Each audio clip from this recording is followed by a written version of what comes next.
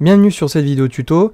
Je vais vous montrer pas à pas comment télécharger et installer Windows 10.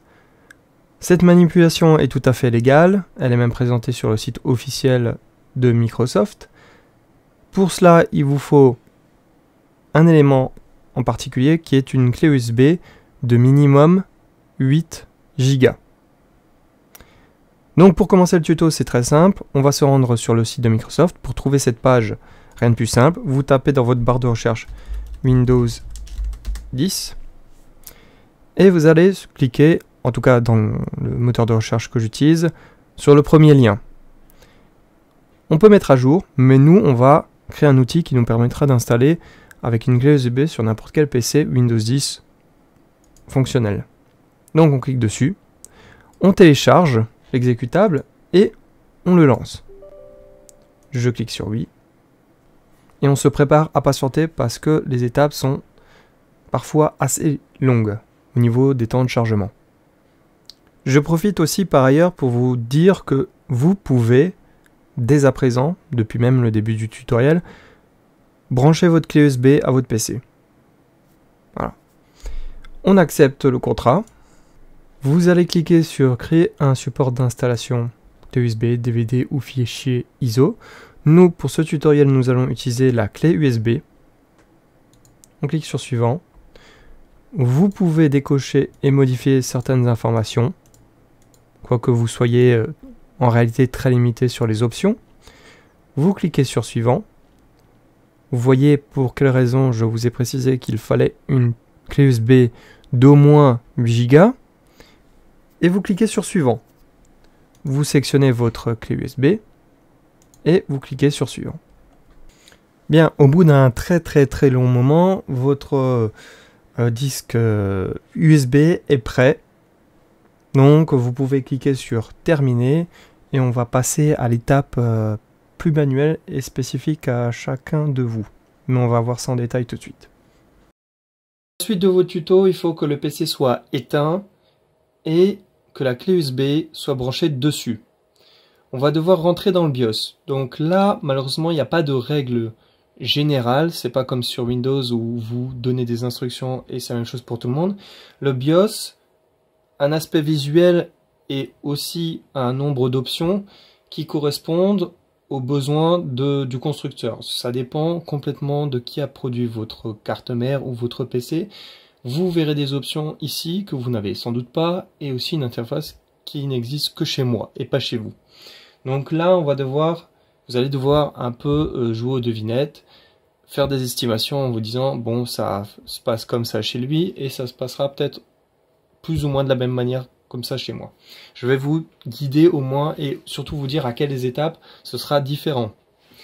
Donc, on démarre le PC et on va devoir rentrer dans le BIOS en appuyant très rapidement une touche. Donc pour moi, pour choisir de démarrer sur la clé USB, là où il y a Windows 10, je vais devoir appuyer sur la touche F11 très rapidement. Dès que j'ai cette image, qui est tout simplement le constructeur de ma carte mère, sur lequel il y a le BIOS, il faut que je tamponne la touche F11.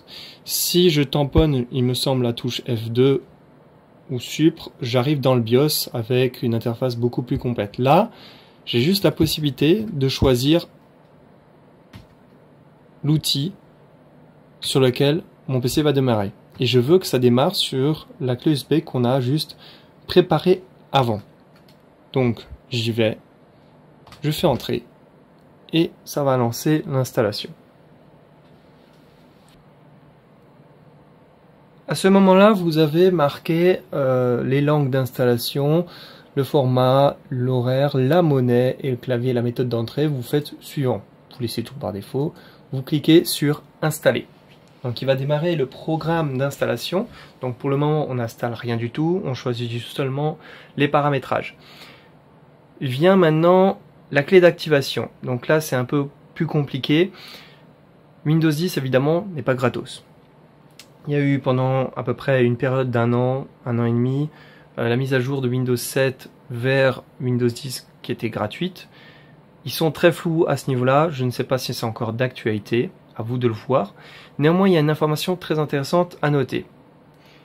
Lorsque vous avez une clé d'activation dans Windows 10 et que vous avez lié votre compte Microsoft, donc avec votre adresse mail et votre mot de passe, une clé d'activation qui est rentrée pour activer Windows 10, à ce moment-là, est automatiquement enregistrée à votre compte. Donc il y a une association qui se fait.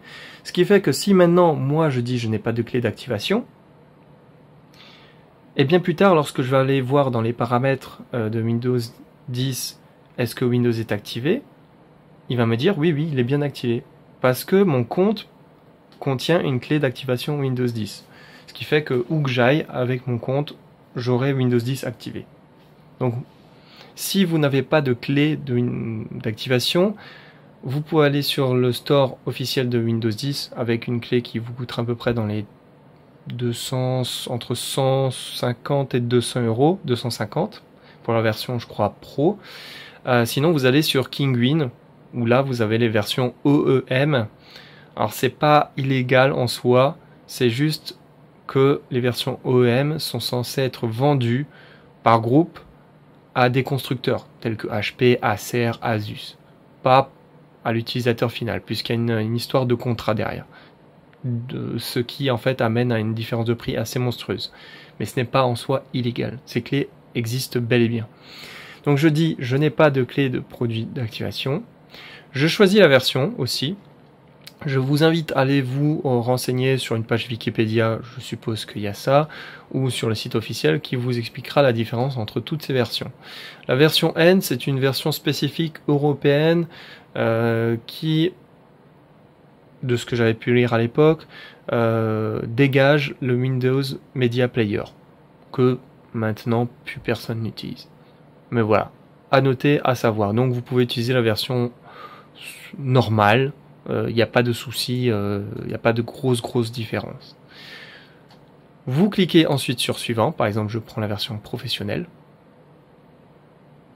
Vous acceptez les termes du contrat. Vous allez sélectionner personnaliser, puisqu'on va estimer que sur votre PC il n'y a rien, ou qu'alors vous êtes prêt à dégager l'entièreté du système. Et vous allez choisir une des partitions. Donc vous voyez que là j'en ai plusieurs puisqu'en réalité Windows est déjà installé dessus. J'ai en réalité deux disques. Donc lecteur 0, donc ça c'est un disque en réalité. Et le lecteur 1 qui est un second disque. Je choisis le disque sur lequel je veux installer. Et je clique sur suivant. Je ne ferai pas puisque sinon ça va lancer de bon l'installation sur mon PC qui a déjà Windows 10 et je n'ai pas besoin de l'installer. Vous pouvez évidemment supprimer des partitions. Donc supprimer le contenu, toutes ces partitions, pour le regrouper en un seul et même disque dur. Ou les formater. Voilà. Donc moi, je vais stopper à cet endroit et vous, je vous invite à continuer. Ça va lancer l'installation, c'est assez rapide. Et le PC va redémarrer une ou deux fois. Et va vous faire apparaître l'interface où vous allez pouvoir paramétrer votre PC avec la langue, est-ce que vous voulez activer Cortana, etc. etc. Et ensuite vous aurez enfin Windows 10 installé correctement.